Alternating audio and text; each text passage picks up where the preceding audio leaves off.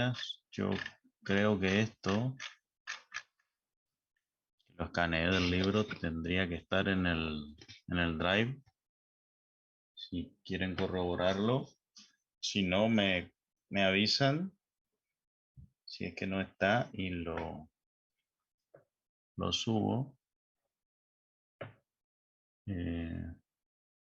Bueno, los ensayos de dureza o los métodos para determinar la dureza o material justamente tienen que ver con la resistencia que tiene el material al desgaste. ¿M? Por ahí Son uno 30 cree, hojas, profe. Acá hay uno de 30 hojas. sí, son 30 hojas. Sí, sí, está en el drive. Bueno, ahí tienen toda la unidad de dureza de ese autor, ¿no es cierto? No quiere decir que no hayan otros autores que también lo tengan a estos temas. ¿M? De los otros libros, de los que hablamos, por ejemplo, de microestructura, también lo tienen, pero no en tanto detalle como este libro, ¿sí? Este libro, por si les interesa la historia, es un libro escrito, o sea, un libro argentino,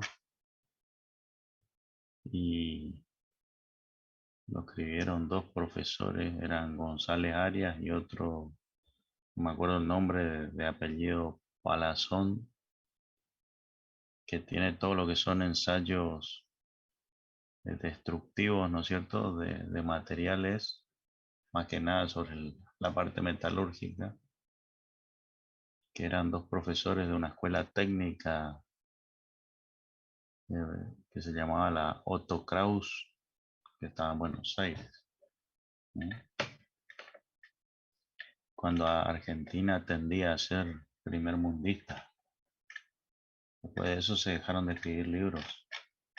El año que viene a lo mejor conozcan, también está de termodinámica García, ¿sí? Que era otro profesor de termodinámica también de la UBA, y Falcorro Ruiz.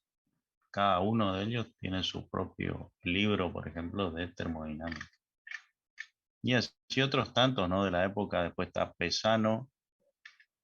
Pesano dicen que era el jefe de producción de la Fiat, de una fábrica de Fiat que estaba en Córdoba. Ese también escribió un libro de todo lo que era mecanizado, de máquinas, herramientas, ¿no es cierto? Torno, fresador, los usos, las herramientas, los rendimientos, vida útil de herramientas y demás. Eso lo ven en tecnología mecánica, creo también en tercer año.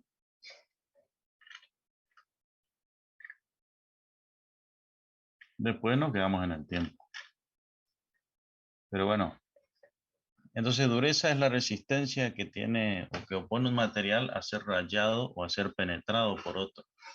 ¿Sí? Entonces hay dos métodos básicamente de ensayos para determinar la dureza de un material. Uno es tratando de que sea penetrado, ¿m?, por otro.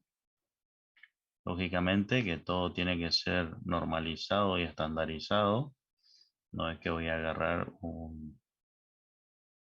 una muestra de acero o hierro y lo voy a morder, ¿no es cierto? Sino que necesito de un equipo, una máquina, ¿sí?, que haga las veces de fuerza, ¿sí?, y un penetrador que es el que va a tratar de justamente penetrar el material. ¿Mm?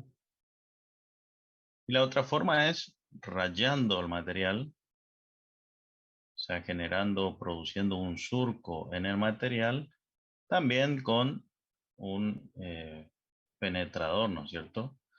La única diferencia es que en un caso solamente trato de penetrar en forma normal a la superficie, y en la otra voy desplazando ese penetrador en el sentido o longitudinal o transversal a la muestra. Este libro en particular no habla de ensayos de rayado, sí cuenta cada uno de los primeros equipos que se ideó, que lo llamaron esclerómetros, ¿sí? Donde ponían justamente ese penetrador y iba deslizándose, ¿no es cierto?, ese penetrador sobre la superficie de la muestra, una longitud determinada, y se iba incrementando el tamaño del surco. Lo cuenta así a grosso modo, digamos, no especifica demasiado, porque no es un método habitualmente usado. ¿Mm? Además de ser engorroso, bastante complejo de realizarlo y el equipo que se necesita es muy diferente a un equipo que tan solo aplica una carga sobre lo que es un penetrador, ¿sí? Y me deja marcada la muestra con una impresión o impronta, también lo pueden leer por ahí, de manera tal de que la profundidad, ¿sí? O el tamaño o la superficie eh, de, de la impronta, ¿sí? Eh, en conjunto con la carga, porque eso sí se determina el número de dureza, es la relación de la carga aplicada respecto, ¿no es cierto?, de la superficie de la impresión, ¿no?, que deja el penetrador. Bueno, esto lo van a poder ver o lo habrán visto, no sé si vieron en las guías. Cuando habla de dureza, había un científico de apellido Mohs que él ideó, digamos, una escala de dureza. Sí, fueron los primeros, ¿cómo decirlo así?, intentos de definir dureza, ¿no es cierto? Entonces, bueno, él dijo, determinó 10 materiales, ¿sí? Y desde el más, o desde el menos duro hasta el más duro, ¿sí? Donde arranca en el talco, ¿sí? Y termina en el diamante. ¿Mm? Fíjense, el cuarzo está en el 7. No sé si saben qué es el cuarzo. Alguno por ahí. El profesor que explica la parte de cerámicos y polímeros siempre pregunta. El cuarzo es óxido de silicio. Es una molécula, ¿no es cierto? Un compuesto que se encuentra en gran cantidad en la arena y en los vidrios. Yo puedo producir cuarzo con un alto grado de pureza. No sé si conocen lo que es la marca Pyrex. ¿Habrán escuchado hablar alguna Sí, vez? eso también estuvo comentando hoy. Bueno, entonces cuando la abuela te decía, no, no coloques la Pyrex arriba de algo frío porque se me va a romper. Bueno, les cuento que en realidad no se rompe, justamente por eso es de ese material, ¿no es cierto? Si bien Pyrex es una marca, lo que se busca es que sea una fuente, ¿no es cierto?, de cocina, de material cuarzo con un alto grado de pureza. ¿Cuál es una de las principales características? Que soporta los saltos térmicos sin quebrarse, a diferencia de lo que pasa con un vidrio convencional, ¿no es cierto?, que tiene mayor cantidad de impurezas y que lógicamente esas impurezas se comportan de otra forma ante los cambios de temperatura en cuanto a dilatación y compresión, y debido a que el vidrio es un material de alta dureza, se quiebra. No así cuando la pureza del vidrio es alta en cuarzo, ¿no es cierto? Estamos hablando de un 97, por encima de un 97 a un 99% de pureza.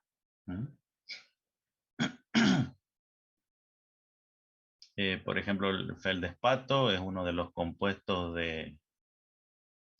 de la porcelana, ¿sí? Uno de los cerámicos muy usados en electrotecnia, el corindón o zafiro también. ¿Mm? Y esos son minerales que se encuentran en el suelo, ¿no es cierto? En la tierra. Son tierras arcillosas, justamente,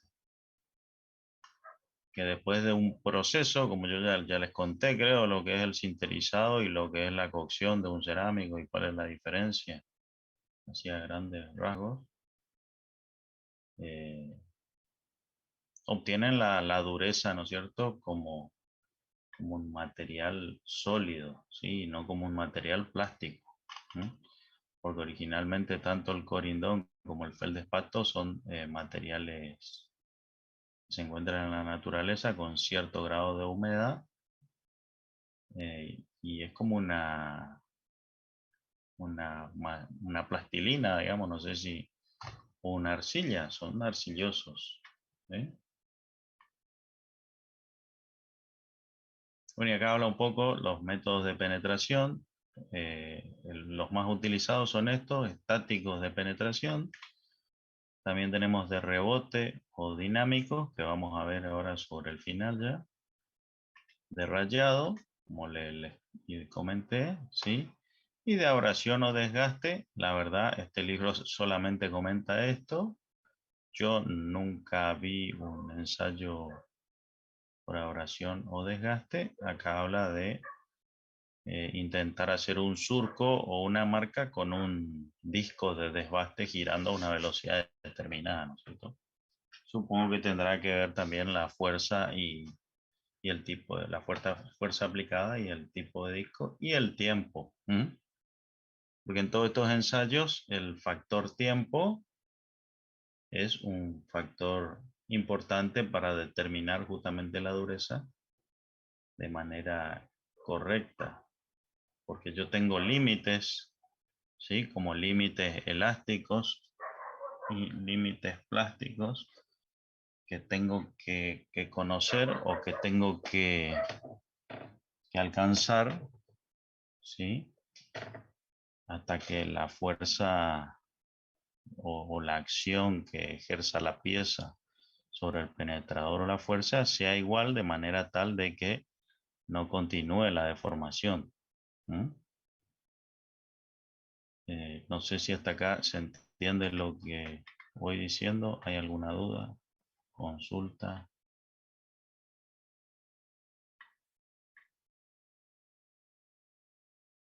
No hay consulta. Bueno, básicamente un ensayo de penetración o para realizar un ensayo de penetración necesito justamente la muestra, por un lado. ¿No? Si bien yo acá ocupo un poco las tablas y las gráficas, puede ser de que el orden en que les explique eh, los distintos conceptos no sea el orden en el que se encuentran acá en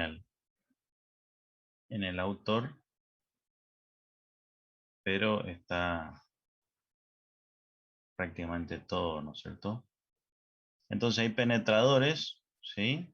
Pueden ser de acero, endurecido, templado, de alto contenido de carbono, pueden ser de tungsteno, no sé si conocen el tungsteno o wolframio, o de aleaciones de acero en alto tungsteno, pueden ser bolillas, ¿sí? Por lo general, todas las que son de acero son bolillas, y los que son de tipo cono, como en este caso, esto podría verse como un cono o también podría ser una pirámide, ¿sí? Podría ser una pirámide de lados iguales, de diagonales iguales o de diagonales distintas. Ya vamos a ver ahora la diferencia entre uno y otro. O sea, y cuando digo diferencia entre uno y otro, me refiero al que lo único que cambia es el tipo de ensayo, ¿no? Los diferentes ensayos pueden ser comparables entre sí, pero por lo general cada ensayo me determina un rango de dureza a determinar, ¿no es cierto? Ya que todos los que son con cono o pirámides, el material del penetrador es justamente diamante Y la bolilla, como les dije, es acero, acero endurecido, acero aliado, acero templado. Depende del tipo de dureza. ¿Mm? Entonces, para materiales con mayor dureza, se utilizan los conos o puntas tipo pirámide. Y para los de menor dureza, las bolillas, ¿sí?, de acero endurecido. Y los diámetros de la bolilla, ¿sí?, también son diámetros normalizados o estandarizados para cada ensayo. ¿Mm? Entonces, fíjense acá se ven, ¿no es cierto?, como líneas de influencia, vendrían a ser como cómo afecta o cómo incide, ¿no es cierto?, la penetración, ¿sí?, justamente del penetrador en el material. Esta sería se ve, ¿no es cierto?, la superficie del material que voy a ensayar. Siempre la superficie, esa es una de las condiciones de ensayo. Y a eso iba cuando les contaba de que no hablo en el orden en que está en el libro, porque trato de ser un poco más didáctico. El libro después te enumera más adelante cuáles son las condiciones de ensayo, ¿no? Y una de las condiciones de ensayo, lógicas, ¿no es cierto?, es que, ¿cuál creen que puede ser?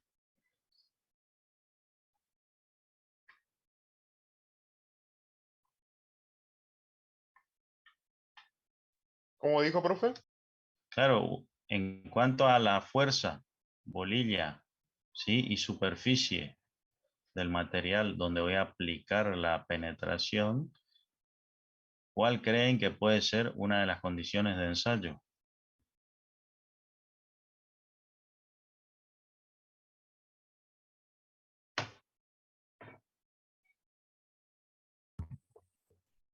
Y que la bolilla tiene que ser más dura que el material, Sí, puede ser, profe. Y aplicar una eso, determinada fuerza. eso sí, eso también. Pero lo que tengo que lograr es que la superficie, ¿sí?, sea normal a la fuerza, a la dirección de la fuerza, ¿sí?, que se va a aplicar. ¿Mm? Esa es condición indispensable, digamos. Yo no puedo tener una superficie inclinada y aplicar la fuerza, ¿sí?, en forma oblicua a la superficie. Entonces la superficie tiene que ser normal a la dirección de la fuerza en la que intenta justamente producir la impronta el penetrador. ¿Mm? Una vez que yo haya logrado eso, o para lograr eso, necesitaré una muestra tal que tiene que suceder para que yo pueda colocar la muestra en el soporte de la muestra. ¿Sí? Les cuento, el soporte de la muestra es como un disco, y que justamente ese disco está en posición horizontal, perfectamente en dirección normal, en la dirección en la que baja el penetrador o la dirección de la fuerza que se va a aplicar con el penetrador. Entonces, ¿cómo tiene que ser la superficie superior respecto de la superficie inferior de la muestra? Paralela, o sea, tendría que estar Tienen horizontal. tienen que ser planas y tienen que ser paralelas. ¿Sí?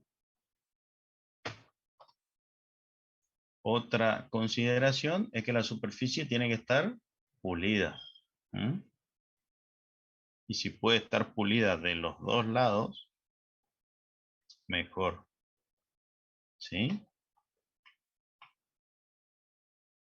Entonces, como les contaba hoy, a medida que el penetrador va tratando de ingresar en la muestra, produce tensiones. ¿Sí?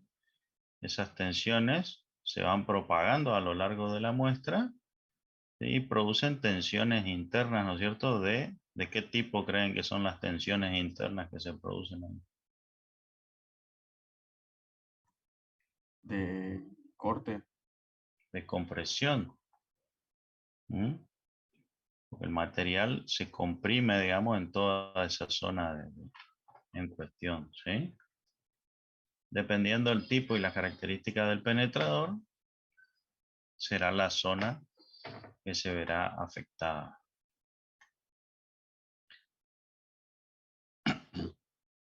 Entonces, bueno, acá habla un poco de las distancias, por ejemplo, entre centros, ¿sí? de impronta, y me dice que tiene que ser 1,5 a 2 veces, ¿sí? La diagonal o el diámetro, que se indica en la figura 10.4. Entonces yo me tengo que alejar 2 veces el diámetro del borde de donde quedó la impronta. Fíjense, acá tengo 2 veces.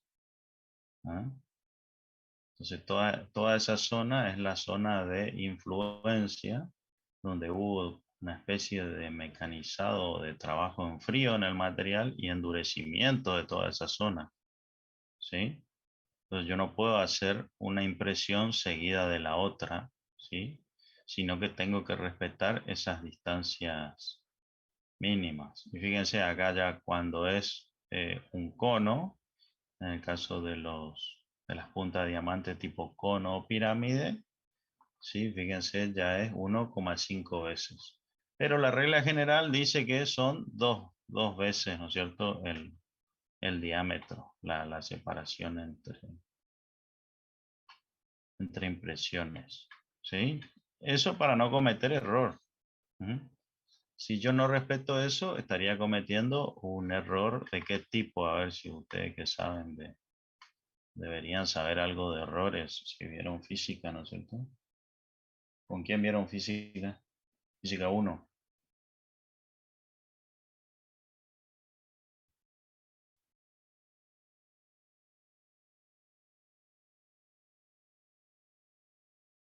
¿Hay alguien ahí o estoy solo yo hablando acá?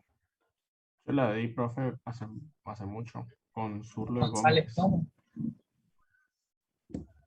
Con González Tomás. Que no estaba jubilado González Tomás. ¿Por qué hace mucho no cursaron el año pasado física? ¿Quién cursó el año pasado física? Fue con Zurlo dimos clase. Zurlo. Bueno, no le habló de los errores. O sea, al Errores, comienzo. Y, errores El de primer una tema creo que es. medición. y son los Sí, primeros temas, creo. y bueno, por eso Eso vimos quiero con la saber. profesora García también. Sí, sí. Si son los primeros temas, me imagino que es lo primero que estudian y lo último que se olvidan. Pero por lo visto. Bueno, la parte de errores, aunque ustedes no lo crean, es muy importante. ¿Sí? Y uno de los errores es el llamado error humano. Pues si yo voy, hago un ensayo de dureza, ¿sí? En una zona y no respeto esa distancia, ¿sí? Y lo realizo a una distancia inferior a lo que me dice la normativa, y estoy cometiendo un error humano, lamentablemente. Entonces el ensayo va a ser totalmente inválido. Lo mejor para ustedes no, porque no conocen lo que tienen que respetar. ¿Sí? Estoy hablando para el que comete el error, ¿no es cierto?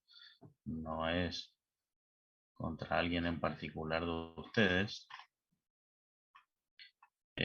Pero sí van a empezar a tener valores muy dispares, ¿no es cierto?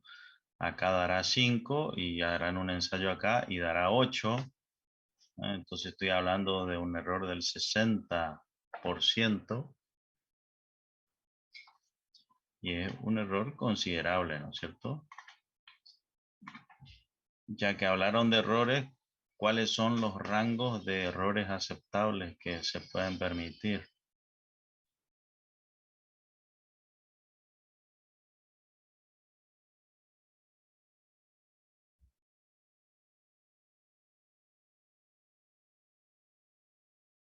Tampoco saben. Y no más del 10%. ¿Sí? ¿Ven por qué les digo que es importante saber de teoría de errores? Fíjense que ustedes pueden desconocer No lo esa compré. norma.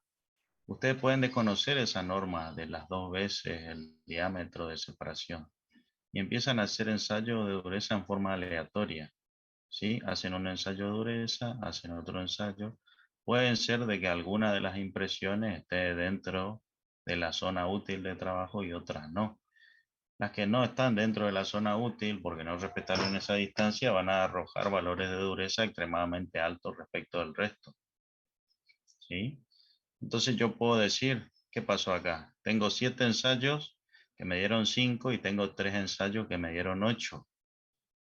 Entonces, o me pongo a estudiar y analizar qué es lo que pasó, porque no puedo sacar un promedio de eso, porque no puedo tener una diferencia del 60% de una medición respecto de otra.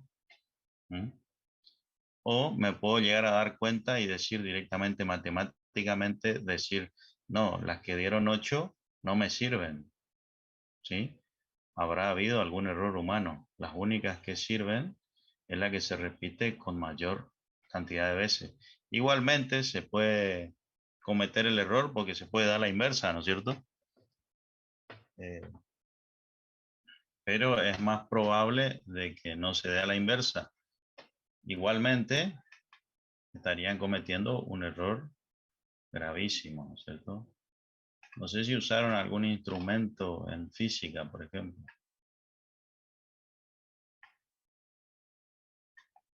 No sé, creo que ven el calibre, ¿no? El metro, la balanza, ¿no Sí, ven? sí, Pesas y vamos, usamos. medidas. ¿No saben lo que es la apreciación de un instrumento o no? Sí, la clase del instrumento. No, no, yo estoy hablando de la apreciación, no estoy hablando de electricidad. Ah, eso sería sí, la cifra significativa que del La instrumento. menor unidad de medida que yo puedo determinar con el instrumento, ¿sí? O sea, el Ese es el calibre es error. 0,02, creo. Depende del calibre, pero esa medida me da qué cosa. El error, ¿qué? El error absoluto. El error absoluto de la Más medición, menos ese. ¿sí? Es más o menos ese valor. Y con eso puedo sacar el error relativo, ¿sí? Y si yo tengo que hacer algún cálculo, por si no les enseñaron, tengo que hacer qué cosa. Tener en cuenta ese error. Propagar el error. Entonces, ¿a qué voy con esto? ¿Sí? Fíjense, acá viene la base de lo que es un ensayo de dureza. Entonces, el ensayo, si yo aplico una fuerza, queda determinada una impresión o impronta en la muestra, ¿sí? Y por definición, dureza por penetración es carga sobre la superficie que quedó impresa en la muestra. Es esto que tienen acá. Carga sobre superficie, carga sobre superficie. Ahí tienen la superficie, ¿sí? La dureza es P, que es la carga, sobre la superficie. Y acá lo mismo, dependiendo si fuese una esfera o si fuese un penetrador tipo punta de pirámide. Entonces, fíjense, es carga sobre superficie proyectada.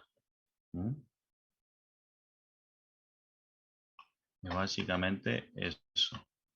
Entonces, dependiendo del tipo de dureza, ¿sí? Voy a tener una expresión u otra expresión. Acá habla un poco, hay veces, y esto también por ahí se ve en estabilidad, hay veces que yo tengo una máquina, ¿no es cierto? Tengo lo que se llama un ensayo normal, por ejemplo, para cualquier tipo de dureza me va a determinar una carga con un diámetro de una bolilla y un tiempo de aplicación de esa carga, ¿sí?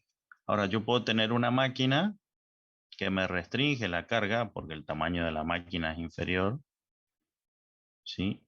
Pero con ese valor de carga puedo determinar la ley de semejanza con la cual, ¿sí? Puedo determinar un tamaño de bolilla inferior.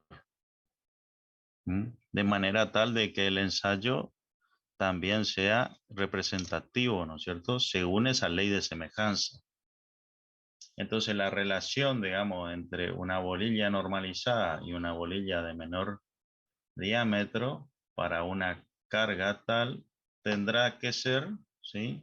Tal que el ángulo, ¿m?, de apertura, ¿sí?, que me dejó la impresión, sea el mismo para cada uno de los ensayos. Porque eso es lo que me va a dar que la relación de P sobre la superficie de la impresión me dé el mismo valor de dureza para un mismo material en el cual lo ensayé con una carga y bolilla normalizada o con una carga y bolilla de menor diámetro. Y lo mismo para el caso de una impresión con una punta de diamante. Ahora, ahí tienen el análisis matemático y cómo encuentran, ¿no es cierto?, la ley de semejanza. Simplemente eso es lo que hace, ¿sí? Bueno, y acá hace la comparación entre los distintos ángulos y los valores de dureza. Acá habla del cono, de la pirámide y de la esfera. Estas serían las impresiones estándares para cada uno de los tipos de penetradores.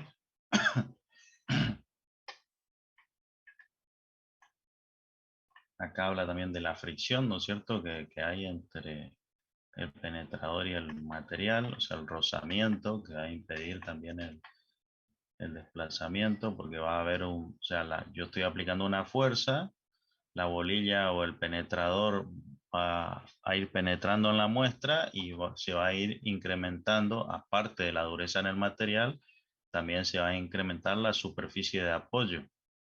Con el incremento de la superficie, ¿sí?, es como que habrá una mayor fuerza de rozamiento que impedirá el movimiento o la penetración también de la bolilla, ¿no es cierto?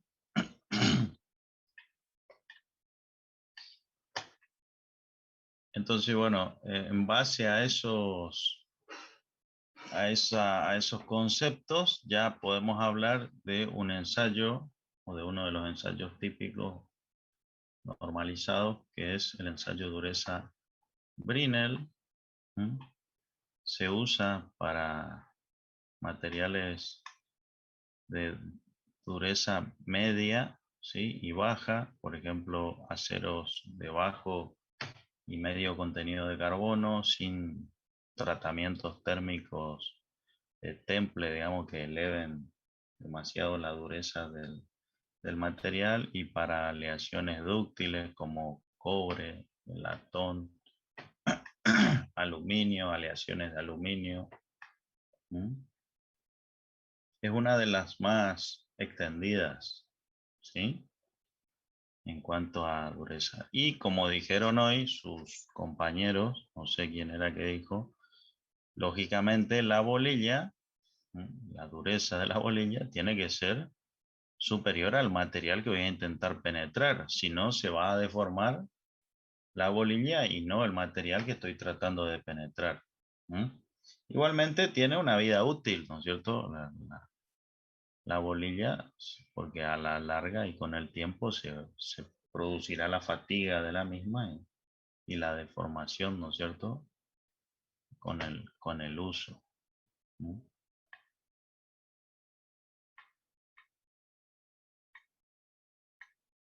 Entonces, bueno, acá tienen el análisis. Habíamos dicho carga sobre superficie, ¿sí? La superficie de la impresión generada por pi por d por h. Fíjense, d el diámetro de la bolilla, h la profundidad. Bueno, y acá hace todo el análisis matemático para dejarlo todo en función de el diámetro de la bolilla y el diámetro de la impresión. Entonces, ¿cómo se procede cuando se realiza un ensayo de dureza Brinell? Yo tendré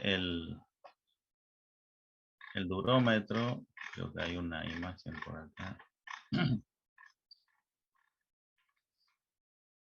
Acá esto es básicamente un durómetro, como yo les contaba hoy. Vamos a agrandar un poquito.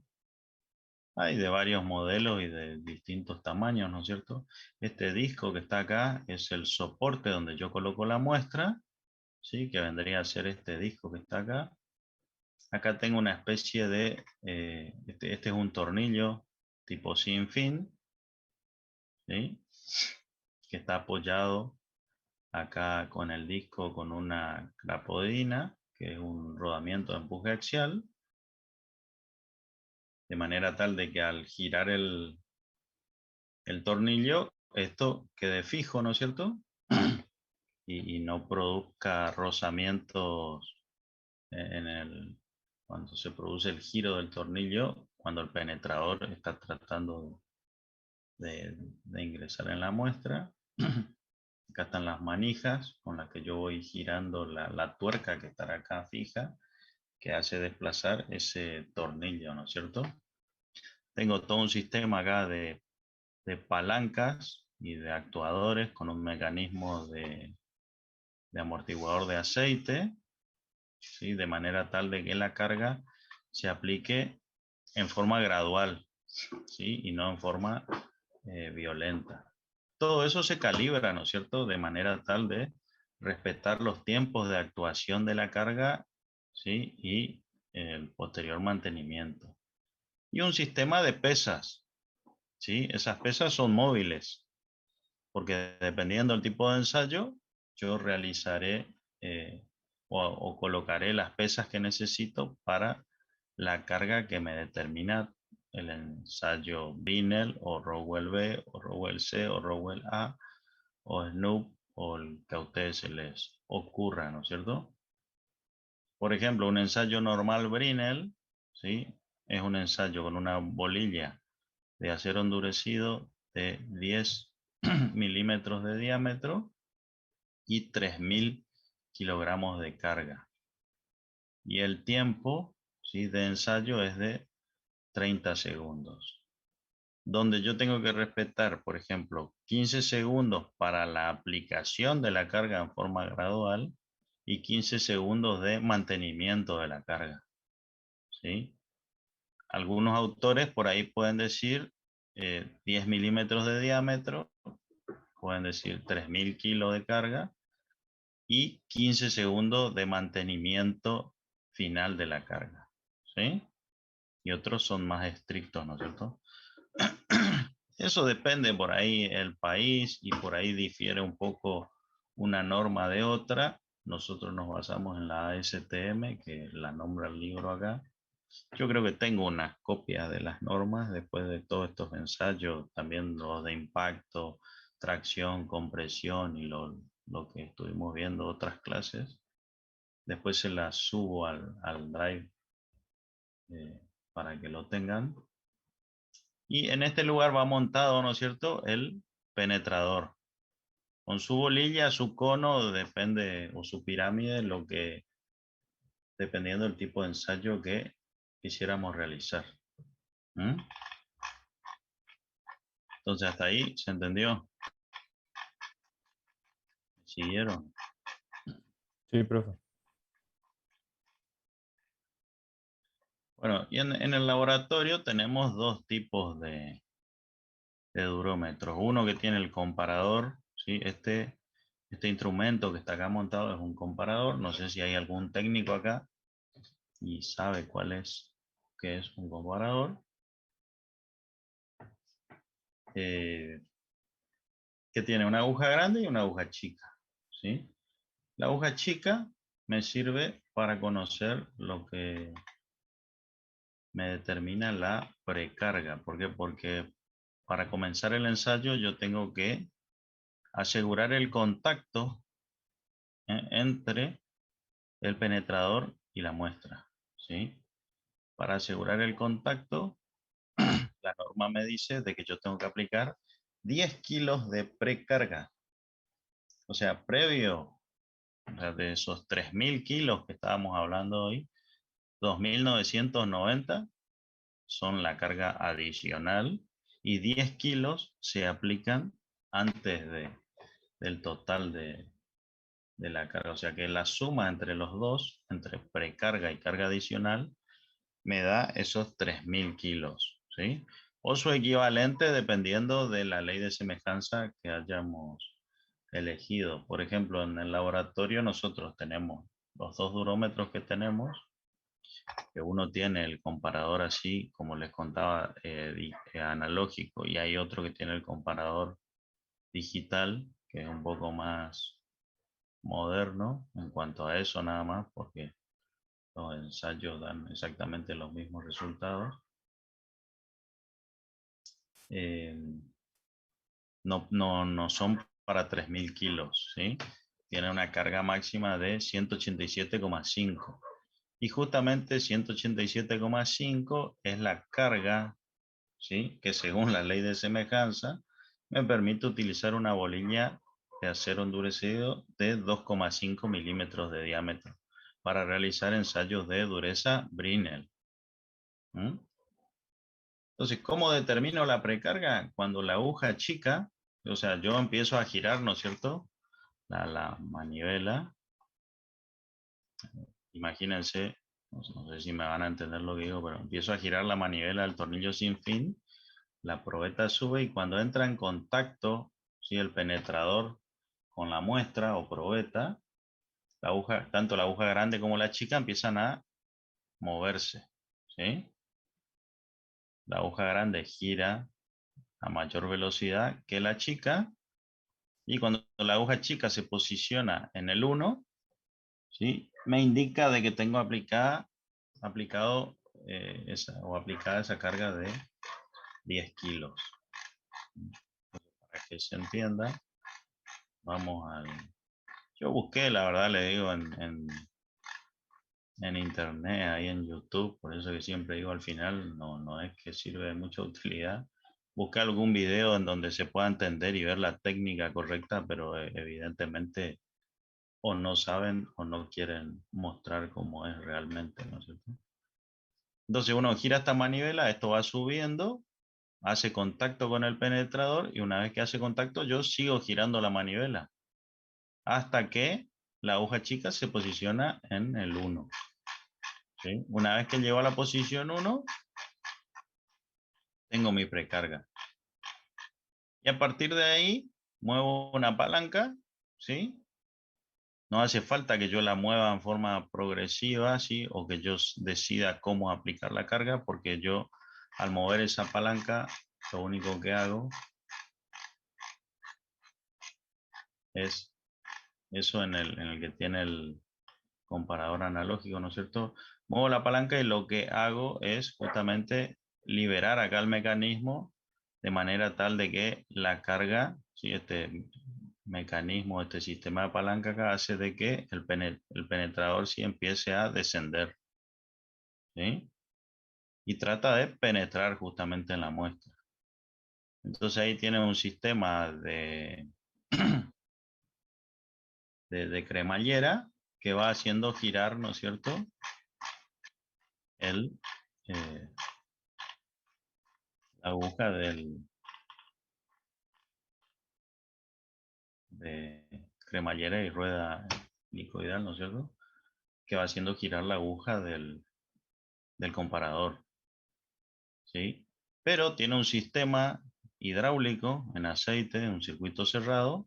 Yo muevo esa palanca, pero la carga se empieza a aplicar de manera progresiva, respetando, ¿no es cierto?, las características de calibración del sistema hidráulico. Ese durómetro en particular que tenemos nosotros ahí en la facultad te permite, ¿no es cierto?, calibrar la máquina, o todas las máquinas se pueden calibrar, pero ese en particular te permite calibrar el tiempo de actuación, o sea, yo tengo una válvula que la puedo abrir y cerrar para determinar, ¿sí? O medir de manera correcta que el tiempo de actuación sea de 15 segundos, ¿sí? Y el tiempo de mantenimiento otros 15 segundos. Por ejemplo, entonces previo a realizarle un ensayo de dureza a una muestra, lo primero que se hace es se verifica la calibración de la máquina, ¿sí? Se la contrasta. ¿No? ¿Cómo creen que se puede contrastar la máquina?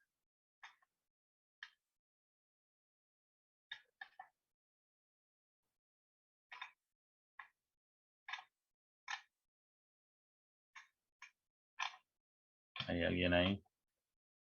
¿Se me escucha, no? Sí, Por profe. un patrón puede ser, profe. Muy bien, ¿sí? Yo puedo tener una pieza, ¿sí? Una muestra de material de dureza conocida, ¿sí? Que se ensayó obviamente en un laboratorio certificado y acreditado. Entonces a mí me garantizan de que ese bloque de muestra tiene una dureza de X5 si quieren decirlo.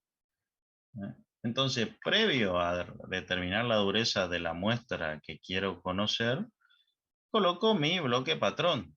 Y yo con mi bloque patrón puedo realizar el ensayo y determinar la dureza. A ver si arroja el valor que me dice, ¿no es cierto?, el bloque patrón. ¿Sí? Ahí puedo medir el tiempo que tarda en aplicarse la carga. ¿Cómo determino el tiempo? Y es el tiempo en el que, desde el que yo apliqué la carga adicional, ¿sí? La aguja grande empieza a girar. Y cuando la aguja grande queda quieta, es porque cesó, digamos, o quedó quieto el penetrador y dejó de penetrar en la muestra. Entonces, ese sería el tiempo de aplicación de la carga. Entonces, tengo mi cronómetro, aplico la carga, inicio mi cronómetro. Veo, pasaron 25 segundos hasta que la aguja se quedó quieta.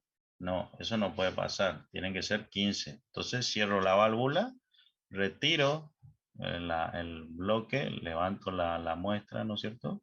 Y vuelvo a hacer la impresión en otro lugar del bloque, ¿sí? Hasta lograr los 15 segundos, por ejemplo. Después, lógicamente, tendré que ir medir los diámetros, ¿sí? Porque yo necesito conocer el diámetro de la bolilla, el diámetro de la impresión y la carga que ya la conozco. Y con esta expresión determino la dureza, ¿sí? ¿Cómo se determina el diámetro de la impresión? Y tengo que determinar dos diámetros normales. No sé si está acá.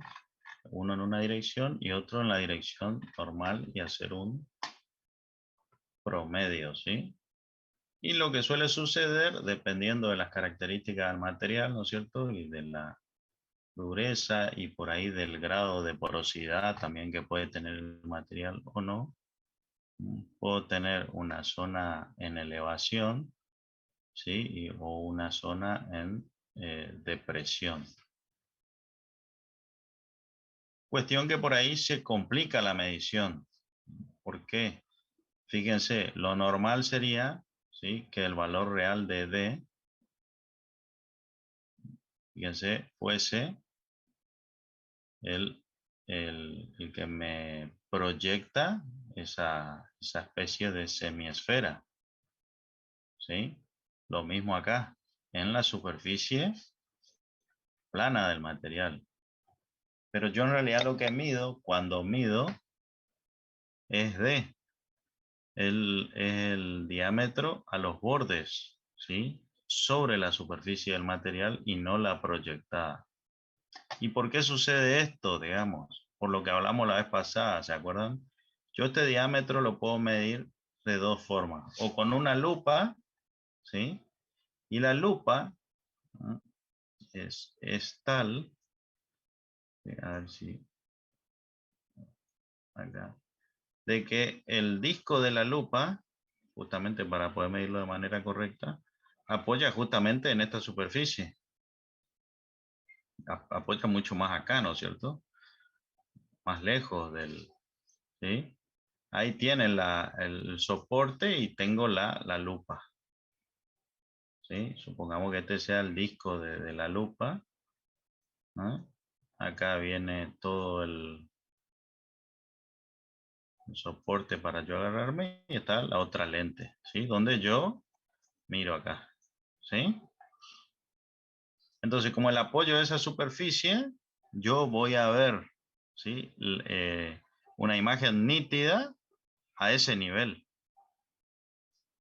¿sí? Entonces, es muy difícil que pueda ver esa zona, sino que voy a ver como una zona media borrosa, ¿no es cierto? De que no sé dónde voy a estar. En este caso, como está elevado, no sé dónde voy a estar, pero este punto no lo voy a poder ver porque no es normal. La superficie no es normal, ¿no es cierto? Entonces no voy a ver ese filo. Y acá voy a ver este punto, no voy a ver esta proyección. Entonces por ahí eso tiene que ver, ¿no es cierto?, con lo que hablamos hoy con los errores de la medición, ¿no es cierto? Que son cuestiones normales, pero que hay que tener en cuenta. Y a veces, bueno, ese diámetro no es del todo homogéneo porque mi material no es del todo homogéneo, se puede deformar más en una dirección que en otra. Entonces tengo que medir los dos diámetros. Entonces con eso puedo minimizar un poco, ¿no es cierto?, el error. ¿Sí? Bueno, una vez que yo tengo ese diámetro, solamente aplico la fórmula.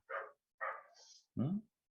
Reemplazo los valores en la fórmula y determino lo que se llama el número de dureza. Bueno, y acá tienen, por ejemplo, la ley de semejanza para dureza Brinell, ¿sí? Donde P sobre D cuadrado es igual a una constante. Fíjense, si reemplazasen acá los 3000 kilos y los 10 milímetros de diámetro, le va a dar un valor. Eso es lo que se tiene que mantener constante. ¿Mm? Entonces esa es la constante a utilizar. ¿Sí? Y lógicamente que esa constante o esa relación, fíjense acá, te da o te dice, ¿no es cierto?, para valores de dureza entre 96 y 600. Pero para obtener un valor de dureza de 600 Brinell, necesito una bolilla de carburo o de cementita, digamos, no sale ahora el nombre, carburo de hierro, ¿m? Que es el microconstituyente más duro del acero, ¿sí? Para valores de entre 48 y 300, la constante será 15. Para valores, lógicamente que acá se solapan, ¿no es cierto? Después ustedes van a ver, en realidad no, les estoy macaneando con esto, porque no vamos a ir al laboratorio lamentablemente, pero si alguna vez les toca hacer un ensayo, van a ver que esta medición, esto se mide en décimas, con la lupa, ¿sí? Porque la mínima unidad de medida de la lupa es la décima de milímetro. Pero yo con el microscopio puedo medir hasta la milésima, si quisiera. Y van a ver que una milésima de milímetro, estamos hablando de una diferencia de número de dureza del orden de 10 unidades, ¿sí? Y una décima, estamos hablando de 50, 60 unidades. Una centésima, perdón. Y una décima, estamos hablando de 100, 150 unidades de diferencia, ¿sí? Entonces, por ahí, dependiendo del método de medición de esa impresión, ¿sí? Es que se pueden suponer, se solapen, ¿no es cierto?, en ciertos rangos de medida los valores de dureza y cambie o de lo mismo, ¿no es cierto?, una constante o la otra. ¿Mm? Luego acá habla de la elección del método de ensayo.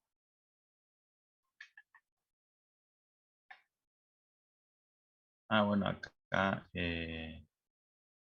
acá, por ejemplo, esto es cuando yo, la forma en que le doy el nombre, ¿no es cierto?, a la dureza Brinell.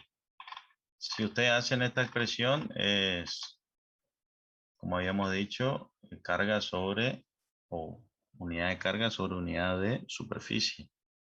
En realidad, la dureza por norma es solo un número, entonces no tiene unidad o se la considera dimensional. Entonces uno dice HB, que es dureza Brinell, igual a 200. Es una dureza Brinell 200. Si no aclara otra cosa, quiere decir que el ensayo fue un ensayo normalizado, o sea, bolilla de 10 milímetros, carga de 3000 kilos y 30 segundos, ¿sí? De carga entre aplicación y mantenimiento. Si no fuese normalizado, sino que se hizo según una ley de semejanza, lo que debe indicar es justamente eso. Entonces, tiene que decir, por ejemplo, el número de dureza, 100, ¿sí? HB igual a 100, y ahí como subíndice de ese 100 va, por ejemplo, 2,5 barra 187,5 barra 30. Entonces, el que lee eso sabe que se hizo según una ley de semejanza y que según la ley de semejanza que se utilizó, se aplicó o se utilizó una bolilla de 2,5 milímetros, una carga de 187,5 y el tiempo de aplicación y mantenimiento fueron en total 30 segundos, ¿sí? O 15 y 15.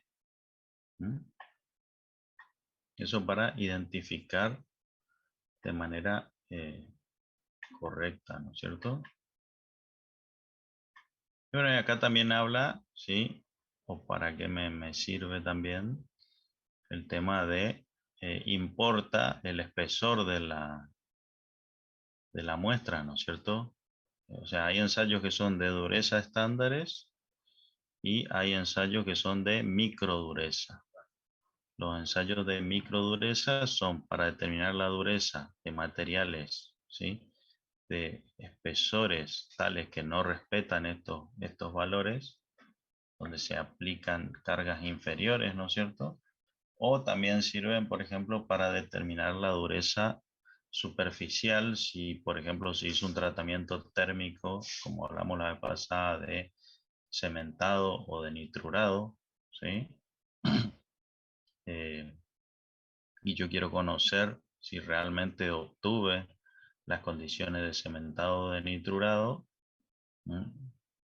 puedo hacer un ensayo de dureza superficial en el material. No un ensayo estándar, porque un ensayo estándar quebraría esa superficie, ¿sí? Y arrojaría cualquier valor fuera de lo normal, ¿no es cierto? Pero más adelante vamos a hablar un poquito de los ensayos superficiales, ¿no? Acá sigue contando. Bueno, acá habla de qué respetar, ¿no es cierto? O sea, para bolillas de 10, 5 y 2,5, mayor a 6 milímetros, ¿sí? Para bolillas de 5 a 2,5, entre 3 y 6. Eso también tiene que ver justamente con la dureza del material. ¿Cuál es la idea?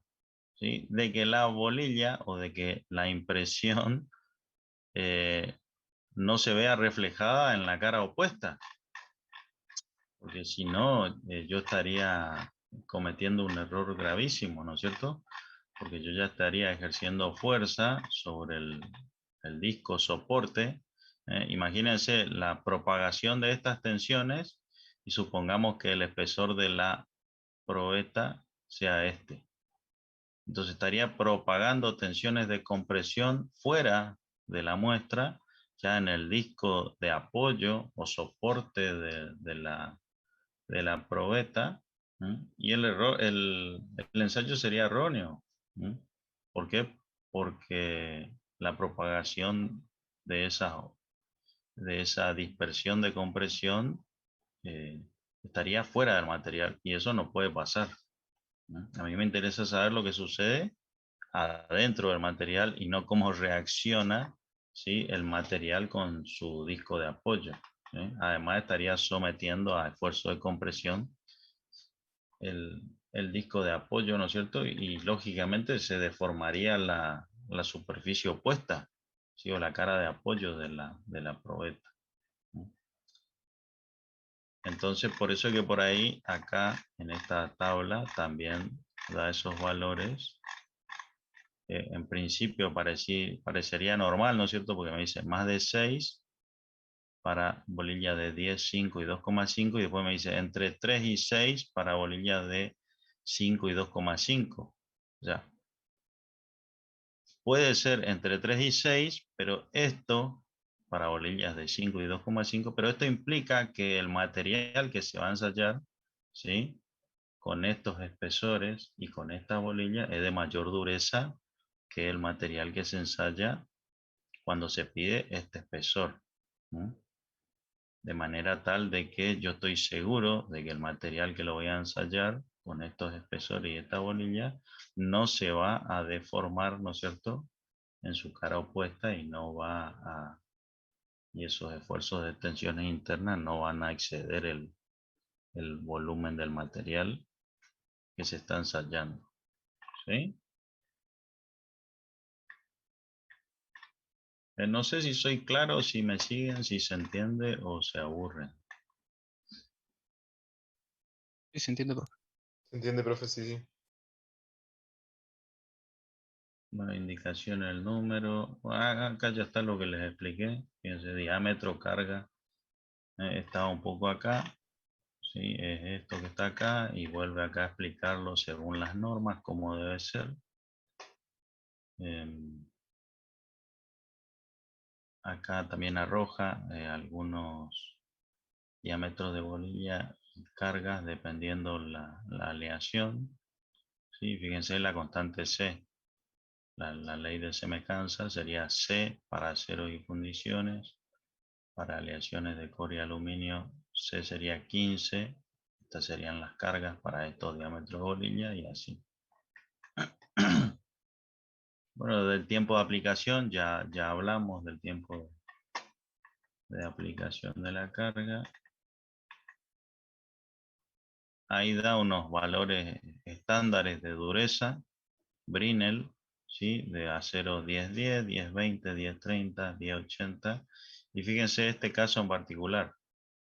Acá dice acero para herramienta templado HB 500, bolilla W. ¿Saben qué es el W? Tungsteno, digamos. O sea, o wolframio, creo que le dicen en inglés. Por eso la W, el símbolo, ¿no es cierto? Y entonces es una bolilla de aleación de acero y tungsteno. No es la bolilla estándar de acero templado endurecido, ¿sí? Es con otra bolilla. Entonces, este ensayo en particular no es un ensayo normal Brinell. ¿Por qué? Porque estoy cambiando la bolilla y me lo está indicando la nomenclatura, ¿ven? Entonces, HB igual 500 y me pone entre paréntesis bolilla de tungsteno, aleación de tungsteno, ¿sí? Bueno, y acá la diferencia, por ejemplo, una fundición, no sé si ya vieron fundiciones, hay 4 matrices específicas de fundiciones, esferoidal, está la maleable, está la gris y la blanca. Y por ejemplo acá dice esferoidal sin tratar, tiene una dureza de 210 a 220. Recocida, sí, el recocido es un tratamiento térmico que lo lleva al estado de mayor ductilidad. Fíjense, baja a 150. O sea, el mismo material, ¿m? O sea, los mismos elementos en ese mismo volumen, ¿sí?, pero con distinto tratamiento térmico. No le voy a decir que es el mismo material porque no sería el mismo material, ¿no es cierto? Porque aparecen otras microestructuras, pero sí se encuentran la misma cantidad de elementos químicos en ese volumen de material. Dependiendo del tratamiento térmico, yo voy a obtener durezas diferentes, ¿sí? Eso como para que se vayan haciendo una idea de lo que es un tratamiento térmico. ¿Sí? Y fíjense acá un poco haciendo o recordándoles lo que yo les digo por ahí en algunas clases. Esta materia como que todo tiene que ver con todo. O sea, yo hoy le estoy hablando de dureza y les comento hacia grandes rasgos lo que es tratamiento térmico. La semana pasada creo que estábamos hablando de imperfecciones en sólido, también hablamos de tratamientos superficiales.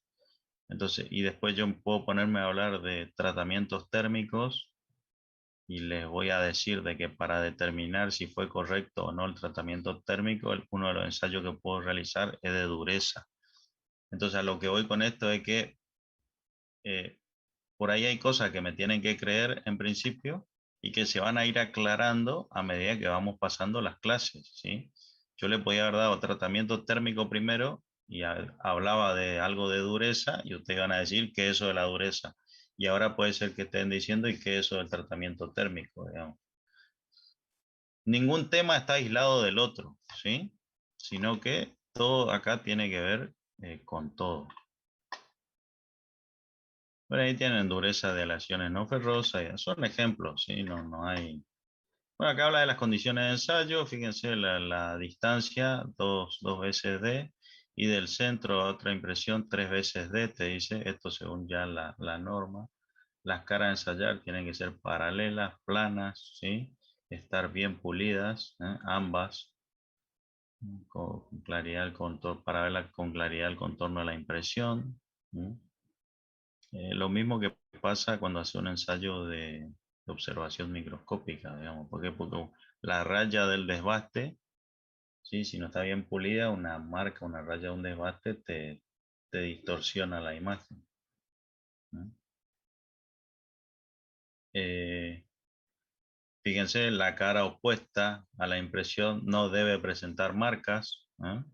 En ensayo de materiales muy duros, la nitidez de la impresión puede mejorarse mojando ligeramente el penetrador con ácido nítrico, colocándolo con azul de Prusia, justamente para que me marque ese aro que yo no puedo ver, ¿no es cierto?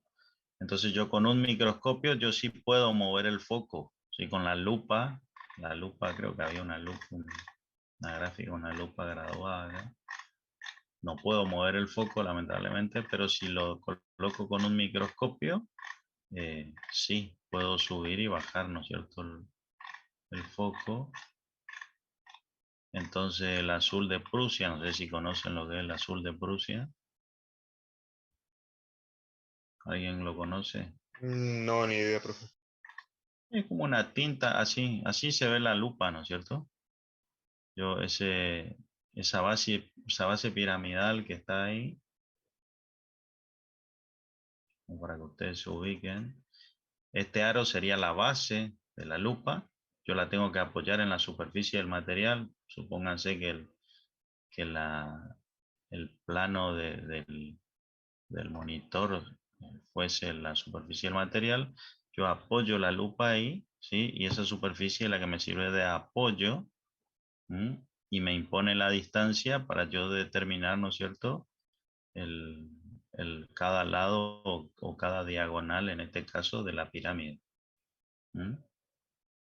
Entonces, si el borde de la pirámide no coincide con el plano, por las deformaciones que estuvimos hablando hoy que se pueden producir, no coinciden con el plano del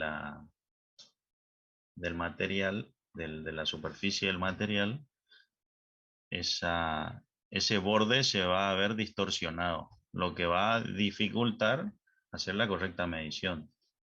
Ahora, si yo le coloco azul de Prusia, esa pintura es como es una pintura que no se seca, ¿sí? Es específico para esto, digamos. Si yo quiero saber si una superficie, por ejemplo, es plana, coloco azul de Prusia en una que sí es plana, ¿sí? Y la deslizo a la que quiero saber si es plana por el azul de Prusia. Y si me lo pinta por completo, es porque está plana, y si no, en las zonas que no me pinta o no me tocó, es porque está alejado, ¿no es cierto?, de esa zona. Son técnicas de taller. Por eso yo siempre, si alguno es técnico o estuvo en una escuela técnica y le enseñaron esas técnicas de cómo determinar si una superficie es plana o no. Entonces, si yo aplico el azul de Prusia sobre el penetrador pasa ese color azul en toda la pantalla, y como yo sí puedo enfocar, ¿no es cierto?, en el microscopio, puedo subir o bajar ese enfoque, puedo determinar justo la zona, ¿no es cierto?, donde termina ese vértice en forma más exacta, ¿sí?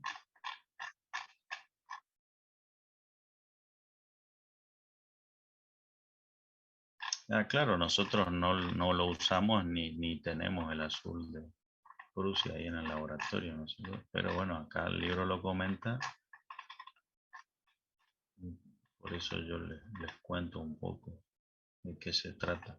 Si no, también se puede usar, o sea, para determinar si una cara una muestra es plana o no, yo puedo pasar tiza, ¿no es cierto?, sobre la superficie patrón plana. ¿Mm? Y muevo la muestra sobre esa superficie con tiza, y la tiza marca las zonas en contacto y no así las zonas que no están en contacto. Y así sé si es plana o no es plana la superficie, y dónde falta o no desbaste, por ejemplo. ¿Mm? A ver, ¿dónde quedé? Acá. Bueno, acá ya les conté cómo es el durómetro. El mecanismo es básicamente el mismo para todos. En el caso del que tiene el comparador digital, tiene una palanca también, pero la palanca no es que yo la muevo directamente, ¿sí? Desde el comienzo hasta el final del recorrido, sino que solamente toco la palanca con la mano como queriendo levantarla, y ella es solidaria a ese sistema hidráulico que les conté. Entonces, una vez que yo la accioné, como dándole un golpecito hacia arriba, se empieza a desplazar en el total del recorrido en conjunto con la aplicación de la carga. A ese durómetro en particular no le encontré la forma de regular la velocidad de aplicación de la carga, ¿sí? Y el método de calibración es distinto al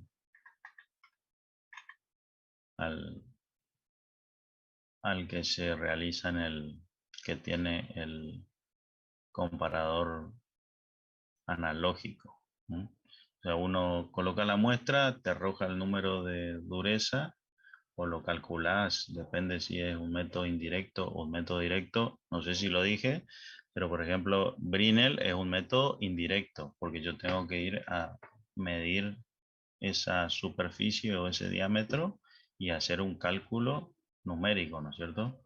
Y hay ensayos que son directos, que el mismo equipo me arroja el valor de dureza. Entonces, para esos casos, ¿qué se hace? Se coloca el patrón en el durómetro en particular que tiene el comparador digital, y si se termina el ensayo y arroja un valor distinto a lo que dice el patrón, ¿qué se hace? Se entra en la programación y se le dice, no, para eso tenés que arrojar un valor de tanto, y se le coloca el valor que te dice el patrón. Y se vuelve a corroborar. Si arroja el mismo valor, ya está. A veces no lo hace igual, a veces lo hace por defecto otra vez, a veces por exceso, y se lo vuelve a corregir hasta que arroja el mismo valor.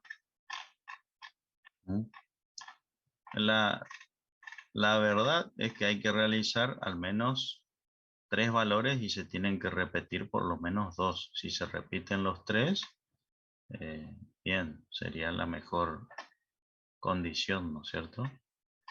Algunos ya si hacen 2 veces y en las 2 veces se repite el mismo valor, ¿sí? O un valor que arroje errores no superiores al 10%, ya estamos dentro de lo aceptable, ¿no es cierto? Entonces ya no hace falta hacer una tercera medición. Pero si yo hago una medición, arroja un valor, hago otra medición, arroja otro valor muy diferente, ¿no es cierto? Tendré que hacer una tercera por lo menos para desempatar. Si ya la tercera es otra vez distinta a las otras dos, y ya tendré que volver a recalibrar la máquina a ver si es que no sucedió algo. Una de las condiciones de ensayo, nosotros no lo tenemos, tratamos de simular, ¿no es cierto? Pero es que no existan vibraciones. Para eso se puede realizar una mesa especial que es con un peso determinado, de hormigón armado, sobre una especie de pileta donde esa pileta está llena de arena. Y la mesa esta de hormigón está apoyada arriba de esa arena, nivelada todo como corresponde, ¿no es cierto? Lógicamente que el volumen de arena, el peso de la mesa de hormigón y demás, tiene que estar todo calculado dependiendo del peso y de las características de la máquina y de cada máquina en cuestión, ¿sí? Lo mismo, o pueden verlo, eso saben dónde hay, si en algún momento cuando vuelvan a la facultad, hay un par de laboratorios de investigación de química. Ahí, cuando suben al primer piso, siguen de largo la escalera al final del pasillo. Si entran ahí hay 2 de esas mesas, por ejemplo, pero ellos ¿para qué la usan? Para hacer pesos con extrema precisión. Porque las balanzas de precisión también necesitan de que no existan, de que no se transmitan vibraciones, ¿no es cierto? Y bueno, ese es el sistema estándar y normalizado para evitar esas vibraciones. Entonces, nosotros hacemos el ensayo sale bien, arroja valores aceptables. Ahora, si nosotros quisiéramos homologar, ¿sí? O acreditar este ensayo como para hacer un informe y de que el informe sea creíble, tenemos que acreditar, ¿sí? Certificar y acreditar el ensayo. Para eso tenemos que tener esa mesa, tenemos que tener otras condiciones, digamos, condiciones de limpieza óptima, cierto grado de humedad, temperatura y demás, ciertas condiciones atmosféricas, ambientes, con las cuales nos puedan decir si el ensayo que vos realizás es certificado y lo podés hacer ensayos certificados y normalizados. No quiere decir que la máquina, no quiere decir que la máquina no sirva, ¿eh? La máquina sirve y funciona perfecto. Lo que pasa es que hay que cumplir con otras condiciones externas que por ahí son más difíciles que tener la máquina. ¿Sí? Entonces, en principio, nuestro laboratorio es exclusivamente pedagógico, para la enseñanza. No podemos hacer un trabajo a externos y garantizarle los valores según una certificación o una homologación nacional, ¿no es cierto? Por ejemplo, uno compra un patrón y el patrón viene certificado y homologado por el organismo argentino de acreditación. O sea, ¿qué quiere decir eso? De que ese patrón pasó por un laboratorio en el cual se realizó un ensayo para determinar la dureza y aunque ustedes no lo crean, ese bloque patrón tiene 3 impresiones realizadas. O sea, son las 3 impresiones de las que yo les comenté que como mínimo hay que realizar para ver si se verifica y se repiten, ¿sí? Y decir si esta muestra tiene esta dureza. Y así viene con las 2 superficies pulidas, ¿sí? Planas, paralelas, con 3 impresiones en una de las solas caras, en una de las dos caras, que es la única cara útil, porque yo no es que lo puedo dar vuelta después y usar del otro lado. Lo mismo nuestras muestras, yo no la puedo dar vuelta y usar del otro lado. Solamente una cara es útil, ¿sí? Sí, ¿qué me iban a preguntar?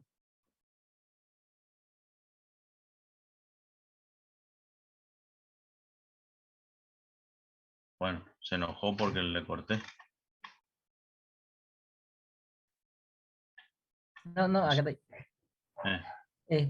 Tenía una duda de si esa certificación que hay que hacer, o sea, sobre las condiciones que hubieron durante las pruebas y la maquinaria, ¿tiene que estar en el mismo informe o es algo aparte? ¿Cómo? No, no entendí la pregunta. Los datos de en qué condiciones se hicieron las mediciones, como la humedad y temperatura, o la maquinaria misma que hay, la Ah, certificación de ese no, vehículo, ¿va en el informe o aparte? no. O sea, si a mí me homologan y me certifican, porque vos podés tener un laboratorio de materiales y vos podés decir, yo quiero certificar este ensayo, solo el ensayo de dureza robo el C. Y bueno, van a venir los del organismo argentino de acreditación y te van a decir, bueno, vos querés homologar esto, tenés que tener este tipo de mesa, esto así, esto así, esto así, esto así, esto limpio, tal. Listo, ellos agarran, te certifican, ¿sí? Supongamos que vos cumpliste con todas las condiciones, te certifican, ¿sí? Por 6 meses o 3 meses, lo que a ellos les parezca.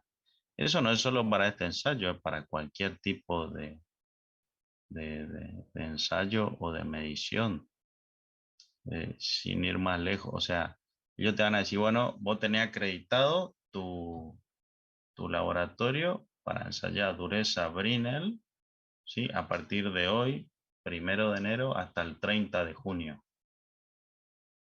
¿Sí? Entonces, todos los ensayos que vos hagas, vos podés especificar la máquina y las características con las que hiciste el ensayo si querés en el informe, o podés decir directamente de que tu ensayo es un ensayo acreditado por el organismo argentino de acreditación. Y se adjunta al informe una copia del certificado de la acreditación. Y con eso es más que suficiente para decir que tu ensayo está bajo la normativa correspondiente, digamos. No hace falta que vos le especifiques, ¿no es cierto? Lo mismo sucede para cualquier tipo de instrumento de medición en realidad.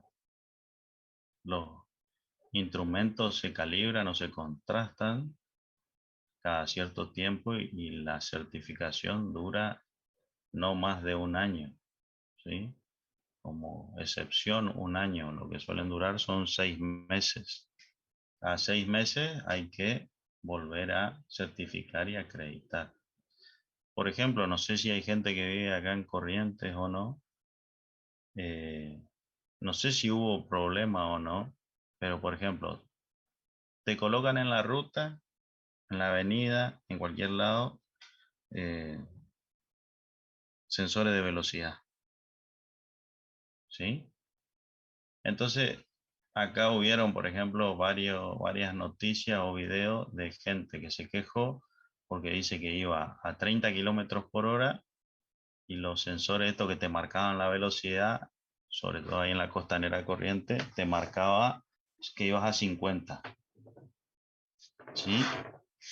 Entonces, ahí puede haber, o puede ser una joda, ¿no es cierto? No, no sé, no me consta, pero yo estoy seguro que las municipalidades de las ciudades instalan eso. A lo mejor el equipo venga homologado y certificado, pero la medición le va a durar 6 meses, ¿no? Y aunque ustedes no lo crean, en base a eso yo fui y leí la ley que habla de las mediciones de exceso de velocidad. Y aunque ustedes no lo crean, hay un artículo en la ley de que dice de que para que eso sea válido, el equipo tiene que estar certificado y que hay que certificarlo cada 6 meses. ¿Sí? O sea que si alguno, digamos, a alguno le llega una multa por exceso de velocidad, lo primero que puede hacer es ir a la municipalidad y pedir si en ese rango de fecha que a usted le indicó ese exceso de velocidad, por ejemplo, el equipamiento está calibrado, porque la ley así lo exige. Y si el equipamiento no tiene el certificado de calibración, ellos no pueden multarlo, digamos, porque lo dice estrictamente en la ley. Y eso, Eso le profe, digo, es un eso tema importante. todos. Porque, ¿Cómo? o sea, tú te podías 150 y lo máximo era 40, pero vos también puedes pelear el coso porque no estaba certificado. Y al no estar certificado, la multa no cuenta. Claro, yo te estoy contando un caso que mostraban videos de que iban a 30 y le marcaba 50. ¿Sí? Vos imaginate, ese es un equipo que está a la intemperie, le llueve, le cae granizo, ¿sí? Hace frío, hace calor, o sea, está sometido a condiciones extremas, polvo, tierra, humedad, ¿sí? Tenés de todo ahí. Entonces, pregúntate cuánto tiempo puede medir y funcionar en forma correcta ese equipo. ¿Sí? Entonces, eso cada tanto, esos 6 meses, 3 meses, sacarlo, llevarlo a certificar de nuevo. Y yo lo que leí en la ley decía cada 6 meses.